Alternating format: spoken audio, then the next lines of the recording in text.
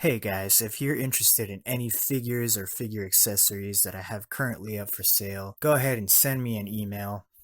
Just go to my channel page on YouTube and go to the About section, click on that, and you'll be able to get in touch with me.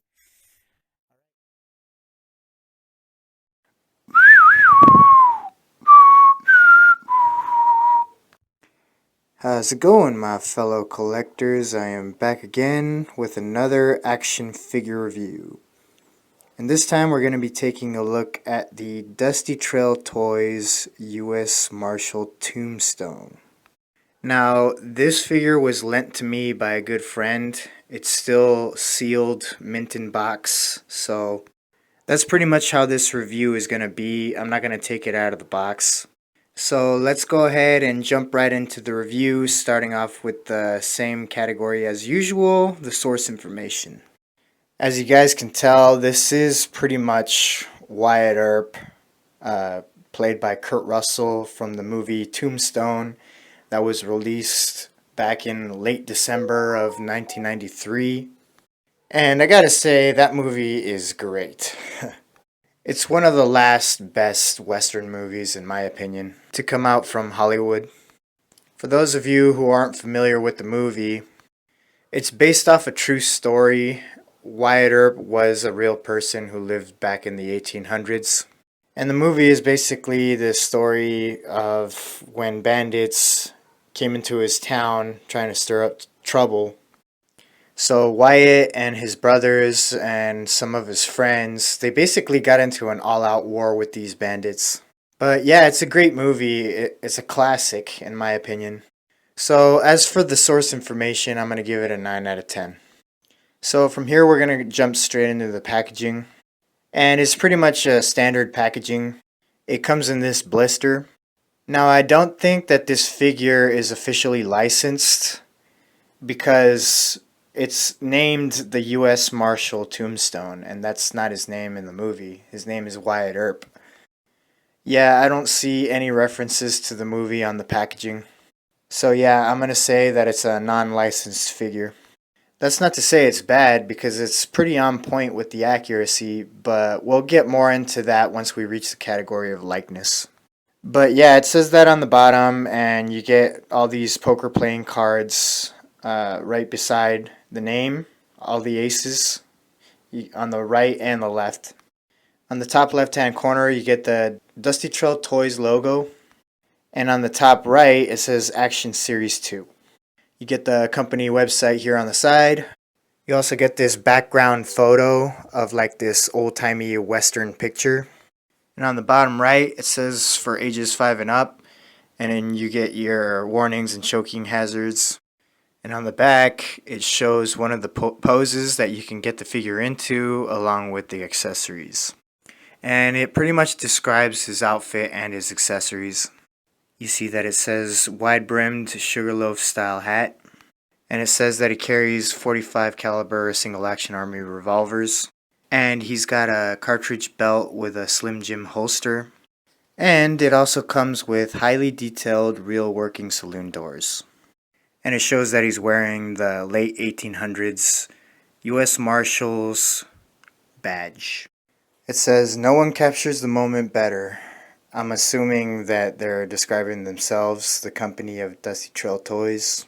And then you get the description of the assembly and all that.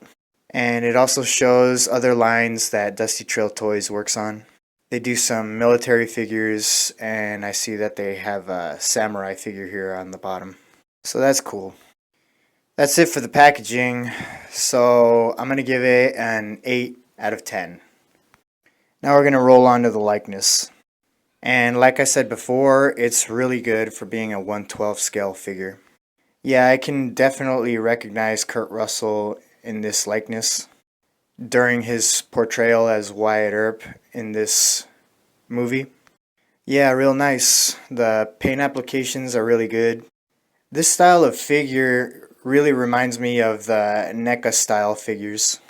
So I think DustyTrail Toys, that's what they were going for when they made these figures. Because they're kind of pre-posed, not much articulation going on. But yeah, as for the likeness, I'm going to give it an 8 out of 10. So now we're going to move on to the outfit. The outfit is really good, guys. Whoever did the paint applications, they did a really good job because it's pretty detailed. You could even see the pocket watch there, the strap of the belt that's hanging down. That's cool. You can see the bullet cartridges in his belt and the holsters. I'm curious to know if you can fit the revolvers in those holsters. Another thing I'm curious about is if you can remove the wide-brimmed hat off of his head. I'm assuming you can't. You got his tie too, real cool, and the vest. What did they used to call these coats back in the Western era? Dusters or duster coats? That's really cool too. And you can see the weathering that's been done, the paint applications on the bottom of the coat. They did a really good job with that. And not only that, but on the bottom of the pants and the boots, you could tell that they did weathering on there too. It makes it look like he's been walking through the town, through the dirt and all that. But yeah, real good job. So for the outfit, I'm going to give it a 10 out of 10. And as it was described on the back of the box, you can see the U.S. Marshals badge right there. So yeah, for being an unlicensed figure, it's really good. Alright, so from here on, we're going to move to the articulation category. As far as I can see, the only articulation it has is in the shoulders, where you can rotate them. Now, since it's a sealed mint in box figure, I can't tell you anything for sure about the articulation. But I do know that you can rotate the arms forward. As you can see right here on the back of the box, he's pointing his revolver straight forward in front of him. So you can go up and down with the arms. I don't know how far. I don't know if they can do a full 360 degrees all the way around. But I think that's pretty much it. I'm curious to know if you can rotate the head at all.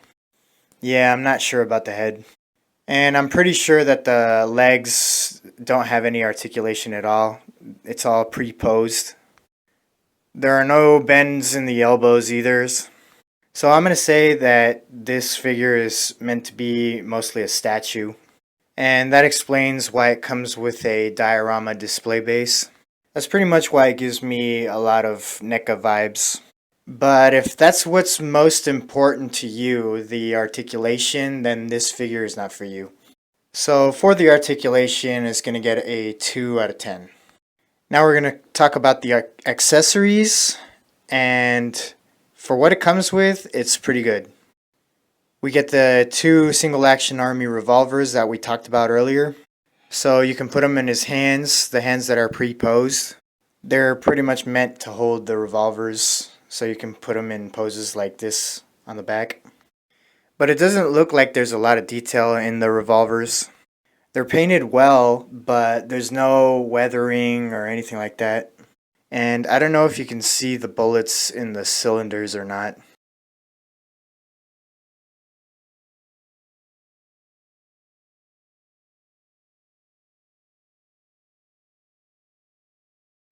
No, I don't think you can. You also get the diorama saloon base, and that is very detailed. You can see the floor there, and it looks like they are real planks of wood. And then you could see the door there in the back, and you can see some of the wording right above the door, and you can't really read it because it doesn't show the entire letters. You can only see the bottom of them, but I'm pretty sure it says saloon, with a little design there on the bottom of the words. And they're real swinging doors, so that's pretty cool. So for the accessories, I'm going to give it a 10 out of 10. I'm sure he could have come with more stuff, but since he's got pre-posed hands, there's not many things that he can hold. So it wouldn't really make sense for him to come with too many other things. So yeah, really good. If you collect 1/12 scale figures, I would recommend this one. Alright, so to add up the score and wrap up this review, guys, this figure gets a 47 out of 60. Now, don't be fooled by the score, guys. I know it's low, but that's only because it doesn't have much articulation. It's pretty obvious that this figure was meant to be more of a statue, a display piece, rather than an actual action figure. I would still highly recommend it. If you're into collecting NECA figures, I think this figure would fit right into your collection. Alright, so that does it for this review. I want to thank you all for tuning in. If you liked the video, please give it a thumbs up. If you're new to my channel, please consider subscribing. And I also want to give a good shout out to my buddy Ian for lending me this figure to review for you guys. But until next time, guys, I shall catch you all later on the tube. Alright, bye guys.